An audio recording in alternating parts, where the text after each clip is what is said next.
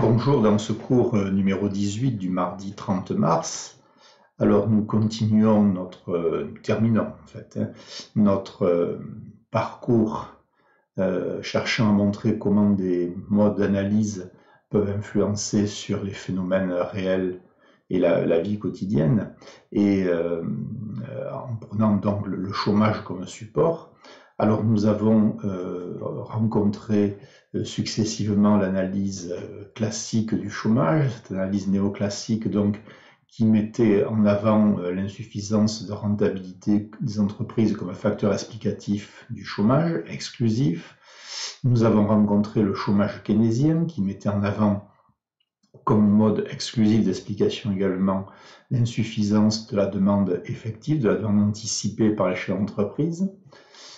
Et ensuite, nous avons présenté dans le grand C des tentatives de synthèse pour montrer que, théoriquement, le chômage pouvait être à la fois, pour une part, néoclassique et pour une autre part keynésien. Donc, nous avions vu comment ceci, finalement, avait été étendu et correspondait bien avec les analyses du chômage à un même instant sous ses différentes formes. Et nous avons vu la fois dernière, dans le paragraphe D, finalement une autre série d'analyses plutôt d'inspiration keynésienne, hein, donc une nouvelle économie keynésienne dans les années 80, fin 70, années 80, qui insistait beaucoup sur le rôle des asymétries, des différentes asymétries, et qui essayait de donner des fondements microéconomiques à la macroéconomie keynésienne, qui essayait finalement d'expliquer rationnellement la rigidité des salaires, en particulier des salaires rigides à la baisse. Alors, pour cette séance qui va nous permettre de présenter le dernier courant, enfin, il y aurait d'autres variantes, enfin, le dernier grand courant sur lequel je voulais insister, c'est quelque chose d'extrêmement important, et c'est un courant qui met en avant ce qu'on appelle les modèles d'appariement, les phénomènes d'appariement. Alors, voilà, les modèles d'appariement. Donc il s'agit ici de choses modernes, mais qui trouvent leurs inspirations dans des analyses un petit peu plus anciennes, d'il y a pour certaines un petit siècle, on va dire.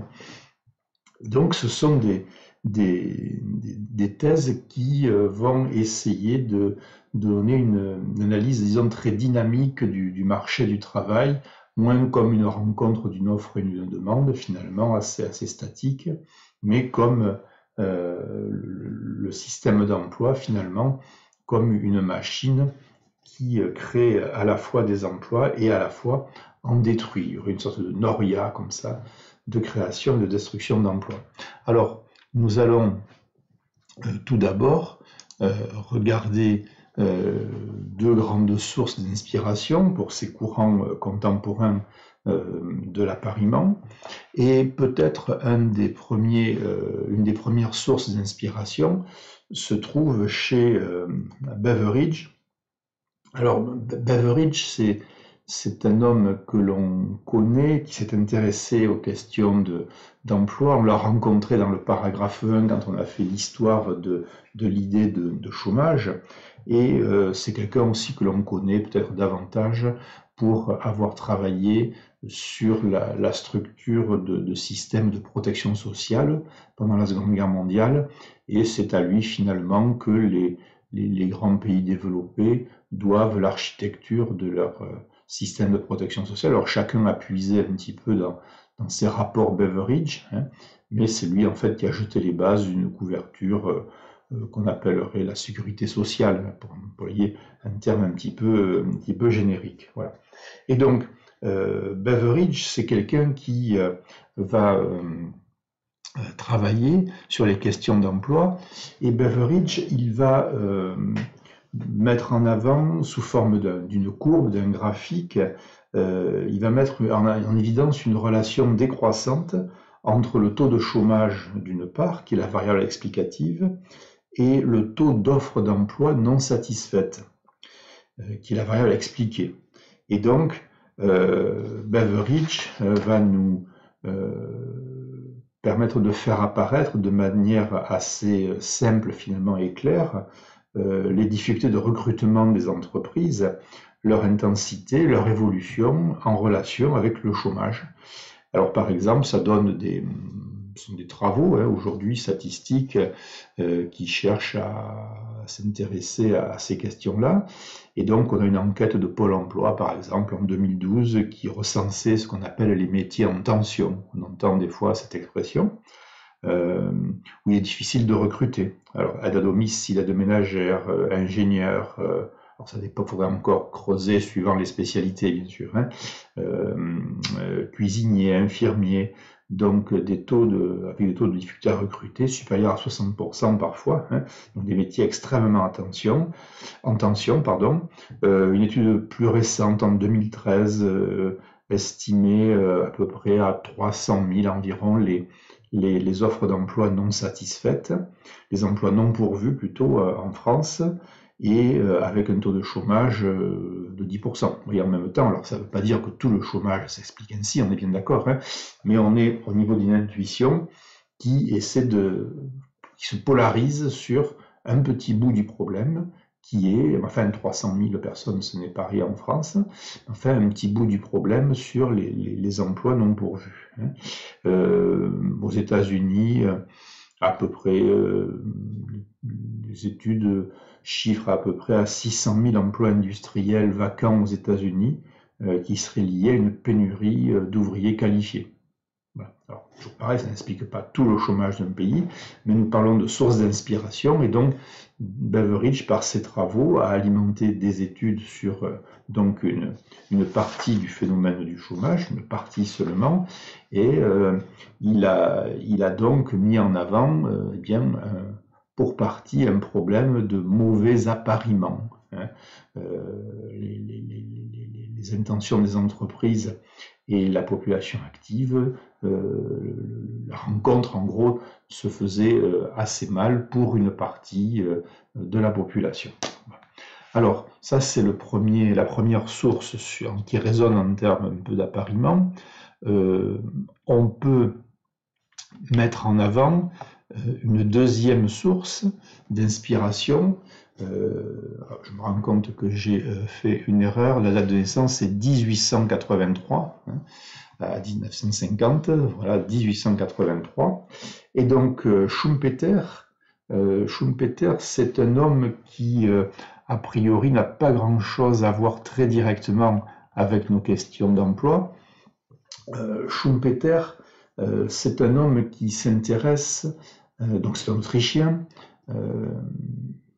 école de Vienne, hein, Vienne concentrant nombre d'intellectuels extrêmement importants, et au début du XXe siècle, donc Schumpeter, économiste, universitaire, banquier, ministre des Finances en Autriche, Schumpeter s'intéresse à la dynamique du capitalisme sur long terme. Donc a priori, c'est pas exactement notre préoccupation. Et Schumpeter nous dit que ce qui explique le ressort profond de la dynamique longue du capitalisme, de la dynamique sur temps long du capitalisme, c'est l'innovation. Et donc il fait jouer à l'innovation et au progrès technique un rôle extrêmement important pour expliquer la dynamique des sociétés. Donc ça nous fait en gros un rythme long autour des différentes révolutions industrielles, première, deuxième, et alors il est décédé en 1950, mais si on prolongeait en s'inspirant de Schumpeter, peut-être actuellement un monde qui change autour d'une troisième révolution industrielle. Alors voilà, c'est vraiment un rythme très très long, rythmé par l'innovation.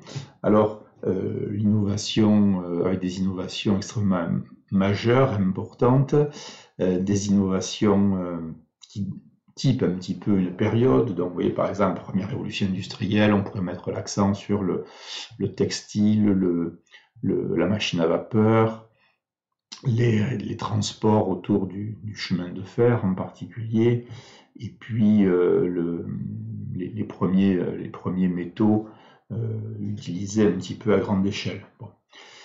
avec le charbon, voilà, comme énergie.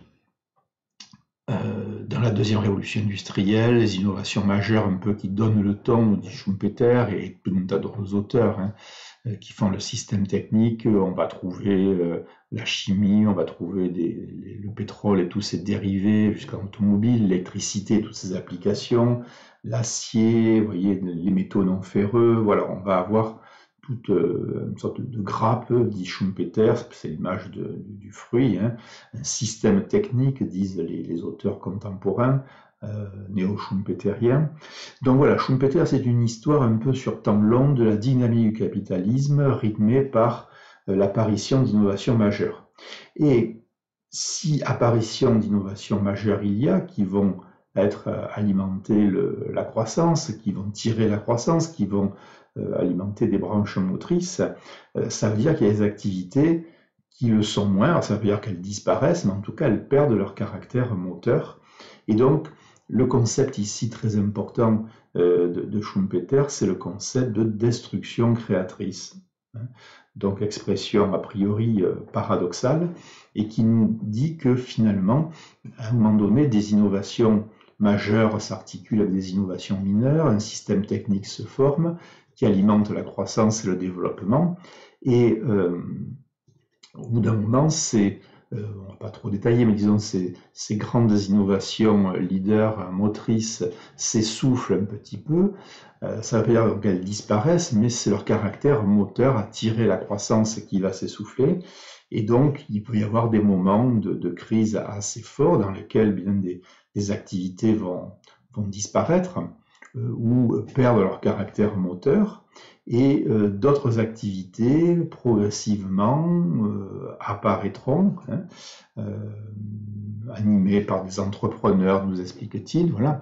Et à partir de là, une phase de destruction va céder la place à une phase de création, et un certain nombre d'idées vont surnager parmi le fourmillement d'idées qui ne déboucheront sur rien, et donc va se lancer une phase de création, c'est-à-dire où une nouvelle grappe technologique, un nouveau système technique va se mettre en place avec de nouvelles activités motrices qui vont tirer la croissance et la production. Donc Schumpeter, c'est une histoire de temps long sur une dynamique du capital et de l'innovation autour du concept de destruction créatrice. Et si je vous en parle, c'est parce que finalement, cette idée schumpeterienne a été reprise, appliquée au travail. Et donc, là où Schumpeter parlait de capital, on va adapter ces idées sur la notion de travail. Là où Schumpeter était plutôt sur du temps long, on va aller sur du temps court, donc du travail à court terme, non plus simplement du capital à long terme. Et on va garder, appliquer au travail sur court terme, cette idée de destruction et de création, alors non pas d'activité ou d'innovation, si vous voulez, mais d'emploi, tout simplement. Et donc, ce que nous allons voir, ces modèles d'appariement, ils reposent aussi sur, donc ici, l'appariement plus ou moins pertinent suivant le temps, entre des moments de création et des moments de destruction d'emplois sur court terme. Voilà. Et donc, les auteurs aujourd'hui nous disent, si vous avez compris l'innovation et la destruction créatrice dans la dynamique schumpeterienne, eh bien, appliquez ça à court terme au marché du travail, appliquez ce concept de destruction créatrice, et vous aurez compris l'essentiel des modèles d'appariement. Voilà. Alors, voilà pour les deux grandes sources d'inspiration. Donc, toujours à Schumpeter, 1883, désolé pour l'erreur dans la date là. Alors, cela va donner dans les années à peu près 2000, ce sera couronné par un prix Nobel en 2010 pour Pissarides, Diamond et Mortensen. On va leur donner à tous les trois pour des travaux justement où ils analysent l'emploi et le chômage à partir de modèles d'appariement dont nous venons de donner un petit peu les sources dans la pensée économique. Et donc les travaux de ces auteurs qui leur ont valu donc le prix Nobel d'économie en 2010, présente explicitement la création d'emplois comme résultant d'un appariement. Il parle de matching, de bon appariement, ou de mismatching, de mésappariement, de mauvais appariement. Donc référence directe à Beveridge et à Schumpeter, son créatrice. Et donc appariement ou mauvais appariement entre d'une part la demande de travail des entreprises qui souhaitent pourvoir des postes aux caractéristiques définies et d'autre part les offreurs de travail qui souhaitent trouver des emplois correspondant à leurs compétences. Et donc les modèles d'appariement qui sont développés par Pissarides, Daimon et Mortensen, ils prennent en compte le fait que le travail est hétérogène, que les offres d'emploi des entreprises sont assez spécifiques et que la création d'un emploi par mise en correspondance entre un poste et un travailleur résulte d'un processus de tâtonnement entre les deux. Et donc le chômage, selon eux, pourrait être réduit par des mesures qui viseraient à améliorer la circulation de l'information sur le marché du travail, à activer la recherche effective d'emploi, peut-être à modérer les revenus de remplacement, nous disent-ils. Et donc, des gains de productivité, un moindre pouvoir de négociation des travailleurs et de moindre destruction d'emplois seraient un contexte porteur à la réduction du chômage. Alors, ces modèles, donc ça va se traduire par des modèles mathématiques, voilà, donc, mais qui ne sont pas intéressants à décortiquer ici. Ce sont les idées qui nous intéressent. Et donc, il faut voir à partir de là donc, cette idée d'un système d'emploi dynamique où il y a appariement, matching, ou mauvais appariement, mismatching, nous disent-ils. On trouve ces textes, ces termes des fois dans des articles en français sur le chômage et l'emploi. C'est pour ça que je les emploie, pour que vous ayez, si vous les avez rencontrés, que vous ayez la définition. Et donc, ces travaux, disons, théoriques chez ces auteurs-là, donc Pissarides, Daimon et Mortensen, ont été complétés par des travaux empiriques importants. Alors, des travaux empiriques importants. Alors, que je vous projette ça, voilà. Donc, alors, il n'y a pas que les deux auteurs que je vous affiche, Pierre Cahuc et André Zilberberg. Il y en a d'autres, je vais m'appuyer en particulier sur leurs travaux, mais vous avez des travaux extrêmement récents qui reprennent et qui retrouvent la notion de destruction créatrice pour saisir les mouvements d'emploi à court terme. Donc, vous avez des travaux dans les années 92-98, Davis aux États-Unis, Duotois en 2002 et 2005 pour l'OCDE, Picard en 2008 et Francis Kramarz en 1999 pour la France.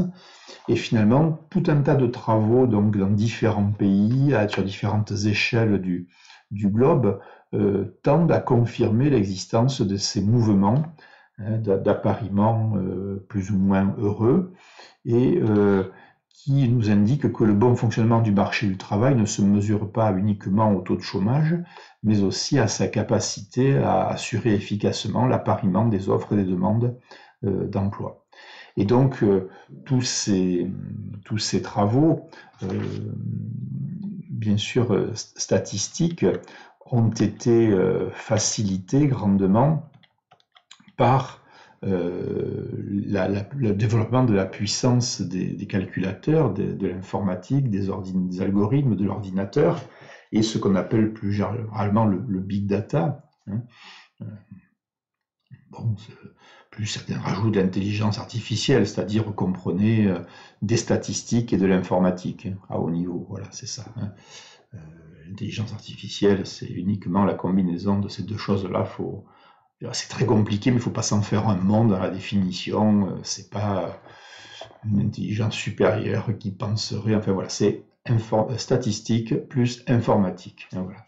Et donc, avec tous ces outils, plus les puissances de calcul qui se développent de façon extraordinaire, les économistes ont pu ne pas se contenter de faire des travaux de modélisation mathématique, essayer de mettre en équation les appariements, mais ils ont pu travailler sur des données extrêmement nombreuses, extrêmement abondantes sur l'emploi et le chômage, et donc rechercher un petit peu qu'est-ce qu'on pourrait extraire comme information de ces nuages de valeurs statistiques. Et donc, c'est ce qui a permis de dégager et de conforter, disons, par les faits, les hypothèses théoriques des modèles d'appariement. Et donc, en France en particulier, en 2004, vous voyez, dans une collection de poche directement, donc à vertu de grande diffusion, alors qu'en général ce sont des auteurs, Kaeg et Zilberberg, qui écrivent plutôt dans des grandes revues économiques professionnelles, voilà, c'est de la littérature très scientifique, enfin, ou qui cherchent en tout cas à l'être, et donc là ils ont fait un travail scientifique de vulgarisation en poche, et donc ils avaient écrit un ouvrage, enfin ils ont écrit un ouvrage qui s'appelle Le chômage, fatalité ou nécessité. Le chômage, fatalité ou nécessité, chez Flammarion je crois. Et malgré tout, c'est la vulgarisation, mais enfin, les chapitres se lisent, mais sont un petit peu techniques. Et par contre, vous avez le premier chapitre qui est d'une limpidité absolue. Et je voulais, voilà, je le retrouve, je voulais juste vous en lire les toutes premières lignes de l'ouvrage, hein, qui va vous montrer, appliqué à la France, l'idée de l'appariement et qu'on va un petit peu commenter. Alors, ils nous disent, au tout début de leur ouvrage, donc qui a été réédité aussi depuis, ça a quand même été un succès. En France, tous les ans, 2,3 millions d'emplois disparaissent. Ramené à l'échelle quotidienne, l'ampleur du carnage est impressionnante. Chaque jour ouvrable, la France perd 10 000 emplois. 10 000 par jour, c'est l'emploi d'une ville comme Fécamp. C'est 7 par minute. À ce rythme, il n'y aura plus aucun emploi en France dans moins de 7 ans. Voilà les chiffres qui pourraient facilement convaincre n'importe qui de bonne foi, mais partiellement infondés, de l'inéluctable fin du travail. Petit coup de pied de l'âne au passage aux thèses de la fin du travail. Heureusement, ce point de vue oublie une moitié de l'histoire. La moitié omise est pourtant tout aussi intéressante. Elle se résume en une phrase. Chaque jour, la France crée 10 000 emplois. Donc, vous voyez, on commençait 10 000 emplois perdus par jour, 10 000 emplois créés par jour. Alors, plus ou moins delta à chaque fois. C'est ça qui va être intéressant. Et donc, vous voyez bien l'idée de destruction, création, de destruction créatrice, qu'on retrouve ici sur un temps court et non plus sur du capital et du temps long. Ça, c'était la notion initiale de destruction créatrice chez Schumpeter. Alors, si on résume la thèse qui suit ces quelques lignes qui ouvrent donc l'ouvrage, il y a 3 séries de remarques qu'il faut que je retrouve. Voilà, 3 séries de remarques faites par Kaeg donc et Zilberberg dans leur ouvrage Le chômage, fatalité ou nécessité en 2004. Alors, ça c'est immédiat. Premier enseignement, création et destruction d'emplois sont simultanés. Voilà. C'est-à-dire que là, on a à la manœuvre le processus d'action créatrice Schumpeter. Et voilà, donc ça paraît pas peut-être grandiose comme ça mis sur le papier, mais les conséquences sont assez extraordinaires, c'est-à-dire que le système d'emploi détruit. Alors, il y a débat peut-être aujourd'hui sur l'ampleur. Est-ce que c'est 10 000 des fois, il le chiffre en pourcentage parce qu'il y a quand même eu des études sur la France. Il y a des études qui ont été faites aux États-Unis, en Lituanie, je crois, ou en autre État balte. Donc, vous voyez, ils ont pris des petits, des grands pays, des pays plutôt avec intervention forte de l'État, un peu moins forte, des pays sortant récemment du bloc soviétique. Voilà, donc ils ont essayé de tester cette hypothèse de destruction-création d'emplois sur des pays assez variés, sur plein de critères. Et en fait, Pierre Cahuc disait à peu près c'est 10% de l'emploi qui est détruit et qui est créé chaque année. Alors, ce chiffre, en fait, il n'y a pas eu de démenti. Simplement, il y a des débats sur l'ampleur de 10%, et ce serait peut-être, ils discutent, on serait peut-être autour de 7%, mais en tout cas, l'idée de la rotation, création, destruction, cette idée est là bien installée. Voilà, c'est quand même ça l'important. Voilà. Et donc, à défaut de 10%, si vous voulez plutôt que des nombres d'emplois pour la France, avoir des pourcentages, et voilà, peut-être vers 7-8%. Et alors, ce qui est remarquable, c'est que c'est le même pourcentage à peu près pour les différents pays, petits ou grands, quelle que soit leur histoire. C'est presque comme si c'était une loi empirique, en quelque sorte. Donc c'est ça l'ampleur de l'événement. C'est-à-dire qu'ils ont peut-être trouvé une loi empirique nous permettant d'expliquer ou de décrire le fonctionnement du système d'emploi. Donc, premier enseignement, simultanéité des créations et des destructions d'emplois. Deuxième enseignement, c'est l'idée que ces créations et destructions d'emplois se font pour l'essentiel au sein d'un même secteur. Alors là, je pense que c'est la surprise, puisque on pense que c'est une activité qui s'émousse un petit peu et un autre type d'activité qui prend le relais. Or, parfois, en fait, ce mouvement de création et de destruction peut bien sûr être entre secteurs d'activité, entre branches d'activité, mais il est aussi interne à une même branche d'activité qui à la fois crée et détruit des emplois chaque jour. Alors, ces mouvements de création et de destruction d'emplois, nous dit-il, ils ont lieu même majoritairement au sein d'une même branche d'activité, plus qu'entre secteurs. Donc ça veut dire qu'il y a des réallocations d'emplois qui sont massives entre établissements en fait appartenant à un même secteur. D'où l'importance des questions d'appariement, puisqu'il y a cette noria en quelque sorte de chaque jour d'emplois supprimés et d'emplois créés d'un secteur, d'une branche à l'autre, mais aussi dans une même branche entre des établissements d'une même activité. Et voilà, donc ce qui veut dire que tous les secteurs, toutes les activités, toutes les branches d'activité plutôt, sont en train de créer et de détruire beaucoup d'emplois chaque jour, chaque mois, chaque année.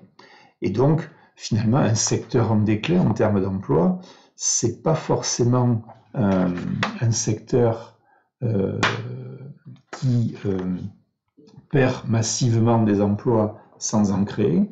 Un secteur qui perd massivement des emplois, c'est un secteur qui en perd un petit peu plus qu'il n'en crée chaque jour, simplement cumulé sur la durée, toujours dans le même sens. Perte nette plus perte nette plus perte nette fait un gros cumul de pertes d'emplois. Mais à l'échelle d'un mois ou d'une année, vous voyez, par exemple, ils avaient étudié le secteur d'activité, la branche d'activité qui avait le plus détruit d'emplois en France, c'est le textile. Et donc, spontanément, les gens pensent que le textile détruit des emplois et n'en crée pas, ou quasiment pas, maigre concession. Or, en fait, ce qu'ils nous ont dit, c'est que pas du tout. L'image n'est pas du tout celle-là. C'est qu'en fait, le textile, qui donc, oui, ils vont là où ça fait mal, ils vont dans la branche d'activité qui est la plus destructrice d'emplois, et en fait, ils nous disent que c'est une activité qui détruit les emplois, mais c'est une activité qui en crée pratiquement autant, un peu moins. Simplement, chaque année, une perte nette, une destruction nette d'emplois, cumulée sur 10, 20, 30, 40 ans, ça fait une branche d'activité qui est destructrice d'emplois. Mais vous voyez, c'est pas destruction sans création, c'est destruction un peu supérieure à création, et c'est le cumul de la destruction nette qui fait l'activité étiquetée destruction d'emplois. De la même façon, ils ont étudié une activité qui était extrêmement leader en France dans la création d'emplois, donc polairement, ils vont de l'autre côté, donc de mémoire la chimie fine, je crois, la parapharmacie, et donc dans la chimie fine, pharmacie pardon et parapharmacie, et en fait, eh bien, même chose. L'image spontanée des personnes, c'est de dire un secteur qui crée beaucoup d'emplois, surtout si c'est la branche qui en crée le plus, c'est une branche qui crée énormément d'emplois et qui en détruit très peu ou quasiment pas. Alors là aussi, ils disent pas du tout. C'est une activité qui, comme le textile, crée à peu près autant d'emplois qu'il s'en détruit. Simplement, pour que ce soit une branche très créatrice d'emplois, eh bien c'est une branche qui crée un peu plus d'emplois qu'elle n'en détruit. Donc vous avez cette fois-ci une création nette d'emplois chaque année, et cumulé sur 10, 20 ans, 30 ans, 40 ans, ça fait, toujours dans le même sens, ça fait une branche d'activité très fortement créatrice d'emplois. Voyez, mais c'est en même temps une activité dans laquelle il y a énormément de destruction d'emplois, de façon concomitante. Et ce qui est important, c'est le solde net et son cumul, quand il est toujours orienté à la baisse textile ou à la hausse chimie fine, et bien à ce moment-là, ça vous fait des activités destructrices, c'est l'étiquette qu'on leur colle, ou créatrices, mais vous voyez, le regard change fortement, et donc ce qui veut dire, alors bien sûr, par exemple dans le textile, si on détruit depuis des années des activités et qu'on a envoyé en Chine, enfin même en Chine c'est trop cher, hein, donc je sais pas, au Vietnam, en Éthiopie aujourd'hui, pour faire du t-shirt à 1 ou 2 euros, d'abord au passage, ils ne reviendront pas, hein, je ne veux pas polémiquer, mais enfin le retour de ces activités, elles sont très bien là-bas. Notre vocation n'est pas à faire du t-shirt à 2 euros, parce qu'à ce moment-là, il faut que vous preniez la paye de l'Éthiopien, hein, voilà, donc ça, il y a moins de clients déjà, hein. Donc les retours, arrêtons, c'est plutôt localisons les activités d'avenir chez nous, mais faire revenir des activités dépassées n'a aucun intérêt, hein, parenthèse. Donc le textile est parti, et quand je vous dis qu'il y a du textile qui se crée, eh bien à ce moment-là, c'est pas le même textile. C'est pas, je dirais même, le même tissage. Alors par exemple, ça peut être, on va avoir de la création d'emplois dans du tissage, où il s'agit moins de tisser peut-être de la fibre de coton pour faire des vêtements, mais peut-être tisser des fils de céramique pour faire des filtres pour des pompes à eau. Vous voyez, ce sera ça l'activité de tissage. Si on est sur du textile, vêtements si vous voulez, donc on a fait partir depuis très longtemps le t-shirt bon marché et le pantalon de jogging. Ils ne reviendront pas, on est bien d'accord, et simplement on peut avoir des créations d'emplois dans le textile s'il s'agit de faire des vêtements, par exemple, comme on dit d'outdoor, là, des vestes tout temps là, pour aller faire un peu de rando au ski ou sur un bateau, voilà, et à la fois donc imperméabilité, résistance, et puis peut-être sur l'épaulement, arriver à insérer des panneaux solaires, alors souples bien sûr, vous vous dites bien, pas ceux qu'on va mettre sur les toits, hein, on va pas se déguiser en homme sandwich, hein, mais voilà, et donc que la fibre textile ait les propriétés habituelles, couper le vent, respirante, si vous voulez le Gore-Tex, imperméabilité ou du moins résistance à l'humidité, plus capacité à faire panneau solaire, et à ce moment-là, un fil, et tchac, on branche le GPS dans la poche ou le téléphone, et on produit une partie de l'électricité pour les beaux jours, bien sûr, pour des petits équipements, téléphonie, donc GPS par exemple, hein, si je prends sur le vêtement de randonnée, vous voyez. Donc c'est ça l'idée importante, hein, c'est la concomitance des créations et des destructions, mais alors, d'une branche à l'autre bien sûr, mais plus souvent au sein d'une même branche d'activité. Et donc je répète, la branche qui est la plus destructrice d'emplois, c'est une branche qui chaque jour, chaque mois, chaque année détruit des emplois, mais en crée à peu près autant, un peu moins, et c'est cette perte nette toujours chaque année cumulée sur 10, 20, 30, 40 ans qui fait un secteur qu'on étiquette comme sinistré en emploi, en oubliant totalement que c'est un secteur qui est porteur d'emplois, mais ce ne sont plus les mêmes. Voilà. Voilà, donc ça c'est important aussi, la, la sectorisation, je dirais, des emplois. Et troisième idée, c'est l'idée que on a parlé d'emploi et en fait ce sont moins des réallocations d'emplois que des réallocations de main-d'œuvre. Et donc si chaque jour en fait des emplois sont détruits et créés, les mouvements de main-d'œuvre leur sont bien supérieurs. Il y a plus de mouvements de main-d'œuvre que de création et destruction d'emplois eux-mêmes, de supports. C'est plutôt les personnes sur les supports que les supports qui sont dans cette noria création-destruction. Et donc les mouvements de départ à l'initiative des salariés alimentent une part importante des réallocations de main-d'œuvre, bien plus que les licenciements. Et bien avant le dispositif de séparation à l'amiable, là, avec l'employeur, c'est même plus ancien que ça. Et donc, en fait, chaque embauche est le fruit d'un processus d'essai et d'erreur. Vous voyez, tâtonnement, matching, mismatching, appariement qui fonctionne pas. Chaque emploi a sa spécificité qui dépend non seulement des tâches demandées, mais aussi du réseau de relations personnelles, de la culture de l'entreprise, sa localisation, et donc d'une multitude d'éléments qui peuvent convenir à certains et déplaire à d'autres. Et donc vous avez, plus qu'on ne le pense, donc une rotation des personnes sur les emplois, et pas exclusivement non plus les emplois d'intérim, qui eux sont structurellement organisés comme ça, même sur des emplois longs. Dès que les personnes sont un peu qualifiées, elles choisissent leur employeur autant que l'employeur les choisisse. Ça, c'est quelque chose d'assez fréquent. Et les gens qualifiés, il y en a quand même. Voilà. Donc, ce sont les trois idées fortes, si vous voulez, que les travaux théoriques, mais surtout empiriques, que recense, c'est pas Cahuc qui les a tous faits, mais que recense dans son ouvrage Cahuc, où il nous dit donc que le système d'emploi est dynamique. C'est un système dans lequel création et destruction d'emplois sont simultanées.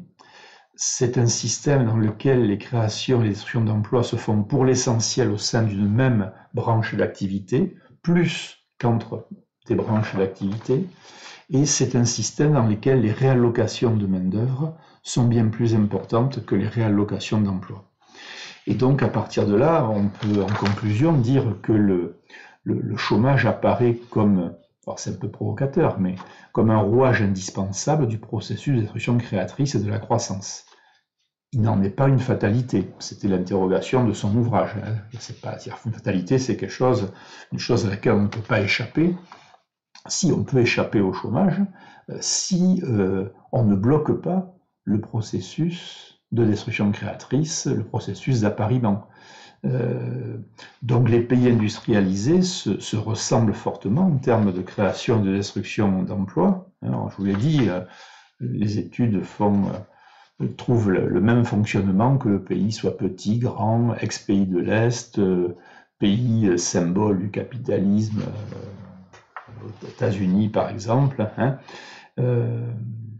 Et donc la croissance peut expliquer le chômage par sa vigueur, si vous voulez, bien sûr, ou par son atonie, mais les questions d'appariement et de création et destruction d'emplois sont au moins aussi importantes, si ce n'est plus, si vous voulez. Et finalement, c'est ce qui fait qu'un pays aura plus ou moins de chômage, nous disent-ils, c'est peut-être la manière dont chaque pays gère ce processus, le prend en compte, d'abord accepte d'intégrer que c'est comme ça que ça fonctionne, et comment le pays gère ce processus, qui fait qu'il y aura plus ou moins de chômeurs. Et donc, c'est une bonne nouvelle, puisque c'est finalement la voie ouverte à des actions et à la politique économique, à la politique de l'emploi en particulier. Voyez. Mais ce sont des thèses, si vous voulez, qui, bon, ça fait presque 20 ans maintenant qu'elles sont connues, mais elles ont du mal à diffuser, si vous voulez, dans la population et même chez les décideurs, puisque, en gros, un décideur, il veut bien qu'il y ait des créations d'emplois, mais on lui demande d'empêcher les destructions d'emplois. Donc, vous voyez, c'est là le problème. Et donc, si on avait empêché les destructions d'emplois depuis longtemps, on aurait une population abondante de conducteurs de chevaux, de voitures attelées, d'allumeurs de réverbères, voilà, etc. Et donc, si vous réfléchissez, l'histoire presque de l'humanité, ou du moins le versant qui nous intéresse en termes d'activité et d'emploi, c'est une histoire où au fil du temps, en permanence, il y a des activités, il y a des restructurations, hein, mais c'est pas un mot de technocrate, hein, c'est-à-dire ce sont des activités qui disparaissent ou qui ont une moindre importance, et puis des activités nouvelles qui apparaissent. Et donc, ce qui fait la croissance, mais surtout le développement des sociétés de ce point de vue-là, c'est le fait que dans les sociétés, eh bien, on ne s'obstine pas à maintenir des allumeurs de réverbères ad vitam aeternam ou des conducteurs de voitures attelées, voilà, et qu'on permette la création de ces emplois. Alors, dit comme ça, je vous parais peut-être un peu dur, mais en fait, il n'y a aucune obligation à ce que ça se fasse dans le sang, la douleur et les larmes. Ce que je vous disais, c'est à ce moment-là, c'est si la structure du fonctionnement économique est ce mouvement de destruction-création, à ce moment-là, bien les choix de société, de politique économique et de politique sociale reprennent toute leur place. Si la société considère que c'est aux individus tout seuls de se débrouiller avec ce mouvement de destruction créatrice, vous allez avoir une société très dure où des gens vont être exclus, où c'est pas dit que ça se passe bien même d'ailleurs, parce que la formation, ça se décrète pas, hein, voilà, tout se fait pas sur le tas avec le bon vouloir. Donc, il y a des sociétés qui vont choisir de laisser faire ce processus avec assez peu d'accompagnement, peu de politique structurelle, de l'emploi, de la formation. Et puis vous avez des pays qui vont prendre en compte que le système fonctionne comme ça, voilà, et qu'à partir de là, si on bloque les destructions, on n'aura pas les créations. Voilà. Donc à ce moment-là, la deuxième question devient, eh bien, qu'est-ce qu'on fait? Est-ce qu'on laisse les gens seuls? Et certains considèrent qu'il faut accompagner. Alors c'est pas faire à la place des gens, c'est pas l'assistanat, hein, c'est sécuriser ces situations de façon à ce que ces moments d'entre-deux ne soient pas un drame. Alors on n'est pas dans le fantasme, hein. Alors c'est pas la majorité de la planète, je suis d'accord, mais bon, alors ils sont agaçants, mais ce sont toujours un petit peu les pays nordiques où c'est pas parfait, mais enfin qui sont sûrement les plus avancés là-dessus, avec les notions de peut-être de flexi-sécurité, hein, où on récupère cette flexibilité qui est inhérente au système d'emploi et qui ne sert à rien de bloquer, sinon on bloque tout le système et on se demande pourquoi on a des chômeurs. Donc il faut permettre que les activités disparaissent pour que d'autres activités se créent, mais ces pays considèrent qu'il faut en permanence accompagner les personnes. Donc, c'est la question du montant des indemnisations du chômage, mais c'est aussi la question de l'incitation à faire quelque chose pour changer et peut-être ne pas tolérer non plus que les gens se prélassent avec un haut niveau d'indemnisation et ne fassent rien pour évoluer. Donc, c'est aussi ça le revers de la médaille. Voilà, donc c'est des pays, alors c'est pas la solution magique, mais enfin c'est des pays qui ont réussi à dégager un consensus sociopolitique dans la nation permettant d'articuler flexibilité qui permet la création d'emplois, d'adapter le système productif, puisque c'est pour faire une sorte de loi de l'histoire, hein, et qui assure une sécurité, donc de façon à ce que cette période ne soit pas douloureuse pour les personnes, qu'il y ait un plan de formation. Voilà, vous avez des entreprises, même alors ça existe un petit peu en France, mais c'est pas très très développé, hein. On en parle beaucoup, mais après ça va pas plus loin. Mais vous avez des entreprises, et encore plus en Europe du Nord, où alors c'était connu sous le nom de gestion prévisionnelle de l'emploi, où on n'attend pas que la destruction ait lieu, que le chômage soit là pour dire il faudrait faire quelque chose. On essaie autant que faire se peut d'anticiper les évolutions, les qualifications. Alors ça ne veut pas dire faire une planification comme elle semble fasciner certains aujourd'hui en France. Mais voilà, c'est de faire de la gestion prévisionnelle, d'ajuster en permanence l'idée qu'on se fait des besoins d'emploi dans son activité, et à partir de là, mettre en place des formations, des stages qualifiants, de façon à ce que lorsque la destruction arrive, eh bien, on soit prêt au maximum et que ça glisse sans passer presque par la case chômage, je vous l'ai dit, en réallouant la main-d'œuvre plus que les emplois. C'est ce qu'ils observent aussi quand ça se passe bien, hein. Et donc, voilà. Donc, il y a des choses qui sont possibles. Certains pays nous les montrent.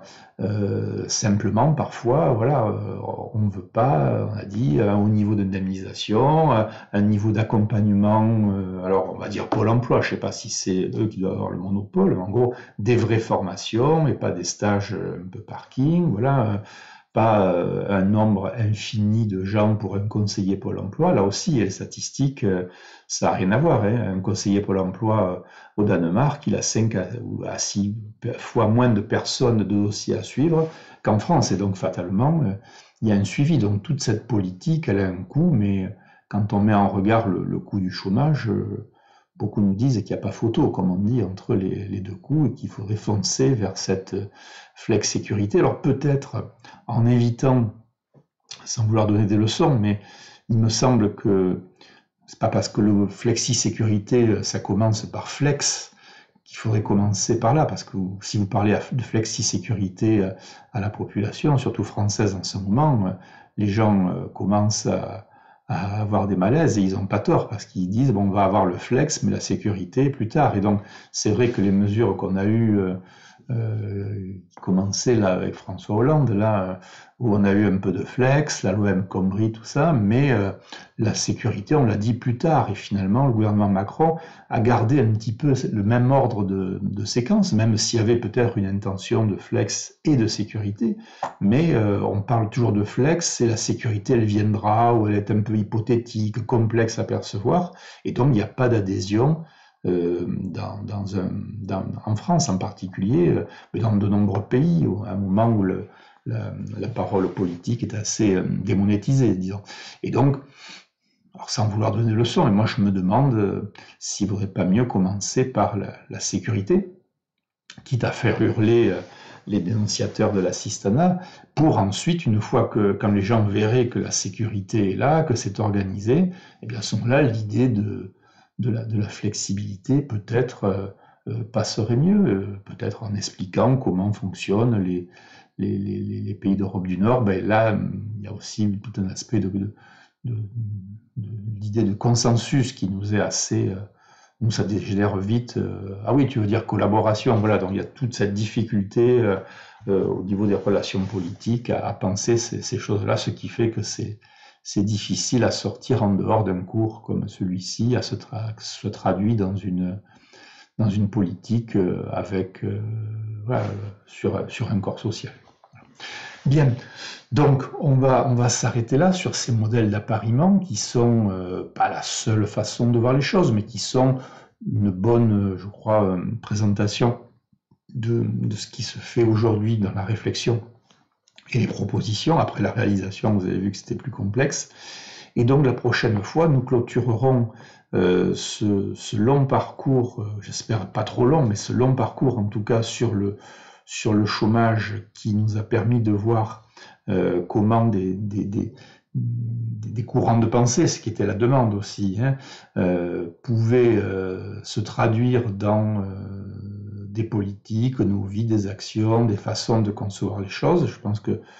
J'espère vous avoir montré ça. Et donc la fois prochaine, nous terminerons par une séance un peu courte où j'essaierai de prolonger ce que j'ai fait là et de faire une synthèse sur les différentes modalités des politiques de l'emploi. Et voilà, je ne referai pas sur la flexi-sécurité puisque j'en ai profité à travers la thématique de l'appariement directement. Voilà, donc eh bien à la prochaine fois pour cette dernière séance de regard croisé sur le chômage. Il y aura une interruption pour les vacances de printemps.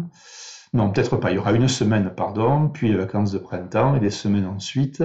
Et là, je pense que j'ai compté, il doit y avoir à peu près 5 séances. Donc, je les consacrerai à parler de l'analyse économique de la crise du Covid, manifestations et les conséquences, ce qu'on en sait. Et voilà, pas tirer les cartes ou prédire l'avenir, mais voilà, faire un travail un peu sérieux de qu'est-ce que l'on peut rassembler. Il y a des choses voilà, assez nettes qui se, qui se dégagent et des interrogations assez nettes aussi pour certaines qui se dégagent. Donc je crois on a maintenant assez de choses à dire sur lesquelles on peut s'appuyer. Puis il y aura des choses plus spéculatives. Voilà, mais on a quand même on n'est pas dans le brouillard complet, loin de là, sur cette crise.